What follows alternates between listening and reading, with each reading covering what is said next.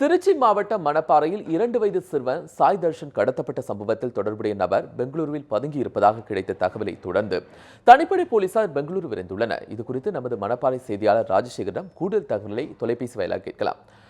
ராஜசேகர், மணப்பாறையில் அந்த சிறுவன் கடத்தப்பட்ட சம்பவத்தில் தொடர்புடையவர்கள் யார் யார் என்பது பற்றி ஏதேனும் தகவல்கள் இதுவரை கிடைச்சிருக்கா? வணக்கம் கோபால்.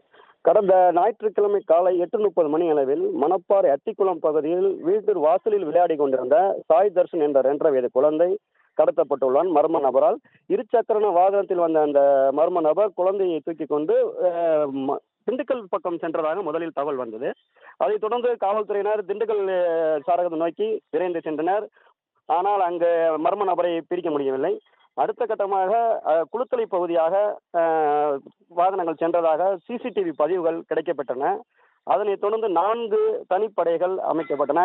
திருச்சி மாவட்ட கூடுதல் காவல் கண்காணிப்பாளர் நடராஜன் மற்றும் மணப்பாறை துணை கண்காணிப்பாளர் வனிதா தலைமையிலான 4 தனிப்படைகள் நேற்று இரவு முதல் சேலம் மற்றும் பெங்களூரு பதுங்கியுள்ள அந்த மர்ம நபரை தொடர்ந்து தேடுதல் வேட்டையில் இறங்கியுள்ளனர்.